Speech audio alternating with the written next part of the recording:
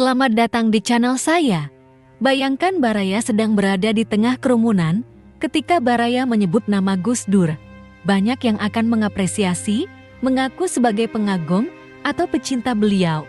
Ada yang bahkan mensakralkan Gus Dur, menyebutnya sebagai wali ke-10, orang yang memiliki karamah dan kasyaf. Sekarang, coba lakukan hal yang sama, tetapi sebut nama Amin Rais. Kemungkinan besar, banyak orang di sekitar Baraya akan mencibir, mengutuk, atau menuduhnya sebagai sengkuni, pengkhianat reformasi, dan sebagainya. Ini bukan hal yang langka. Amin Rais sendiri pernah mengakui sering mendapat hujatan. Namun, tahukah Baraya? Hubungan Gus Dur dan Amin Rais sebenarnya sangat baik. Mereka adalah sahabat, baik secara personal maupun intelektual. Meski sejak tahun 2001 terpisah karena kepentingan politik, mereka tetap saling merindukan, tapi akhirnya, seperti yang kita ketahui, hubungan mereka merenggang, penuh kritik dan ketegangan. Lalu, siapa sebenarnya yang berkhianat? Saat reformasi bergulir, muncul 4 tokoh utama, Sri Sultan Hamengkubuwono, Megawati Soekarno Putri, Amin Rais, dan Gus Dur. Mereka duduk bersama sebagai simbol reformasi dan menjadi elit yang menggerakkan perubahan pasca Soeharto. Setelah Soeharto lengser pada tahun 1998 dan digantikan oleh B.J. Habibie, keempat tokoh ini menuntut diadakannya pemilu ulang yang jujur dan adil, melibatkan seluruh rakyat Indonesia. Dengan adanya pemilu, Megawati membentuk PDIP, Amin Rais mendirikan PAN, dan Gus Dur mendirikan PKB. Sri Sultan Hamengkubuwono tidak membentuk partai karena sudah memiliki kekuasaan di Yogyakarta. Dalam pemilu tahun 1999, PDIP memenangkan suara terbanyak dengan 33%, sementara PAN mendapatkan sekitar 7% dan PKB sekitar 11%. Kemenangan PDIP inilah yang menjadi awal mula perseteruan antara Amin Rais dan Gus Dur. Meskipun Megawati menang pemilu, sistem saat itu belum menerapkan pemilu langsung. Presiden masih dipilih melalui MPR. Amin Rais, yang memiliki pengaruh besar di MPR, berusaha menggagalkan Megawati menjadi presiden. Inilah yang kemudian memicu konflik di antara tokoh-tokoh reformasi tersebut. Sri Sultan kembali fokus memimpin Yogyakarta, sementara Amin Rais, Megawati, dan Gus Dur terlibat dalam dinamika politik yang semakin memanas. Amin Rais mungkin berpikir bahwa Megawati hanya dikasihani oleh rakyat. Namun, tentu saja kita tidak bisa mengatakan hal yang sama tentang Ibu Megawati sekarang. Gelar honoris causa-nya saja sudah 10 dan dia memiliki 2 gelar profesor. Itu menunjukkan bahwa intelektualitasnya tidak bisa diremehkan lagi. Tapi, di masa lalu, Amin Rais belum melihat pencapaian tersebut.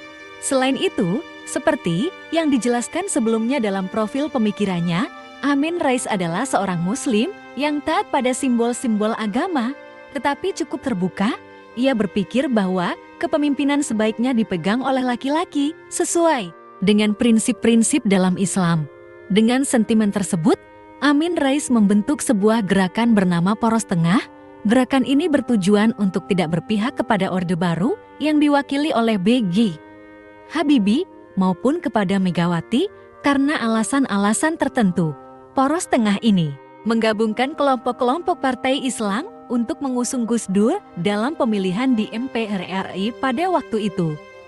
Akhirnya, Habibie lengser karena tidak bisa mempertanggungjawabkan pemerintahannya di hadapan DPR MPR, terutama terkait kasus lepasnya Timor Leste. Tinggallah 2 kandidat, Gus Dur dan Megawati. Dalam proses pemilihan, Poros Tengah yang dipimpin oleh Amin Rais tiba-tiba didukung oleh Golkar dengan Akbar Tanjung menambah suara untuk Gus Dur.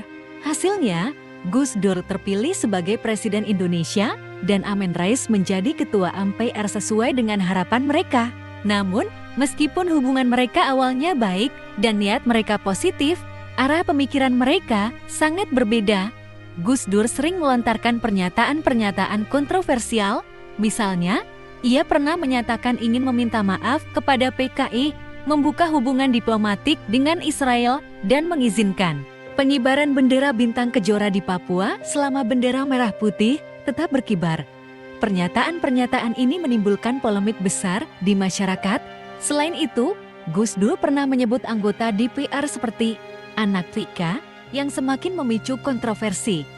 Tindakannya juga dianggap kontroversial, terutama saat Indonesia menghadapi krisis separatisme, ekonomi, keamanan, kepercayaan, dan hukum. Alih-alih fokus di dalam negeri, Gus Dur sering bepergian ke luar negeri dan menyerahkan pemerintahan kepada Ibu Megawati. Hal ini membuat Amin Rais merasa frustrasi. Namun, mari kita analisis dengan pemikiran yang lebih tenang. Apakah Gus Dur benar-benar salah? Layakkah ia digulingkan oleh Amin Rais? Misalnya, alasan Gus Dur ingin membuka hubungan diplomatik dengan Israel sebenarnya cukup sederhana. Ia berpikir bahwa untuk membantu Palestina, Indonesia harus bisa menekan Israel. Karena Israel yang saat itu menjajah Palestina, membuka jalur diplomasi dianggap sebagai cara untuk menuntut Israel menghentikan penjajahannya. Namun, rakyat Indonesia tidak menerima alasan ini. Gus Dur dituduh pro-Israel dan menjadi sasaran demonstrasi besar-besaran. Saya ingat betul saat itu, Gus Dur juga pernah menyatakan ingin meminta maaf kepada PKI. Jika kita bertanya kepada sejarawan yang benar-benar memahami sejarah secara objektif, mereka mungkin memiliki pandangan yang berbeda dari masyarakat umum mengenai PKI. Masyarakat Indonesia umumnya menganggap PKI sebagai kelompok ateis dan menentang komunisme serta pemberontakan PKI. Mereka juga tidak setuju dengan tindakan-tindakan PKI seperti pembantaian ulama. Namun, sejarawan yang mempelajari sejarah secara objektif tidak melihat PKI dengan tendensi yang sama seperti masyarakat umum yang penuh doktrin. Ketika Gus Dur menyatakan keinginannya untuk meminta maaf kepada keluarga anggota PKI, banyak sejarawan memahami bahwa pernyataan tersebut berasal dari kadar intelektualitasnya yang tinggi. Apa yang dikatakan Gus Dur sebenarnya memiliki dasar yang kuat.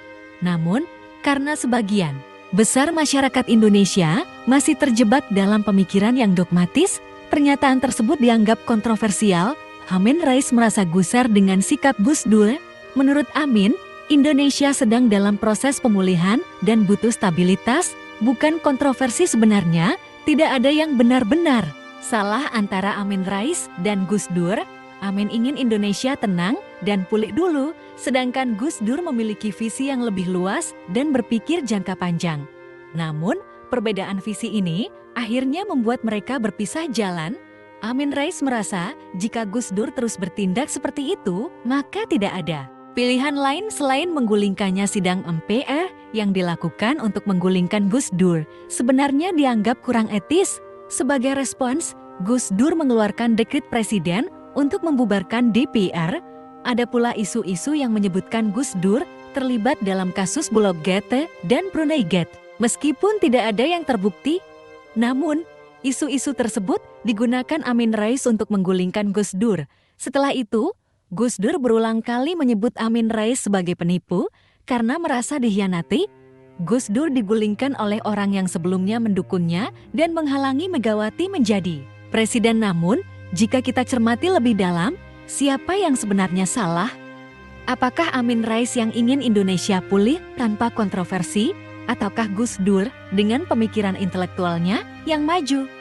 Sayangnya, di Indonesia, kalangan intelektual adalah minoritas dan seringkali terhalang oleh masyarakat yang masih terjebak dalam doktrin. Akhirnya, meskipun mereka berpisah jalan dan saling mengkritik, hubungan pribadi mereka tidak separah yang terlihat. Orang-orang terdekat mereka tahu bahwa Gus Dur dan Amin Rais sebenarnya masih saling menghargai di masa-masa terakhirnya. Gus Dur bahkan pernah berkata, "Saya kangen sama Amin Rais. Yuk, kita bikin keributan lagi, biar nanti bisa berdiskusi lagi." Hubungan mereka diibaratkan seperti Tom and Jerry, sering kejar-kejaran dan bertengkar, tapi sebenarnya saling melengkapi. Semoga kisah ini menginspirasi kita semua untuk menghormati tokoh-tokoh yang telah berkontribusi bagi negara dan menjadikan mereka teladan dalam kehidupan kita. Terima kasih telah menyimak, terima kasih telah menonton. Jangan lupa like, komen, dan subscribe untuk cerita inspiratif lainnya.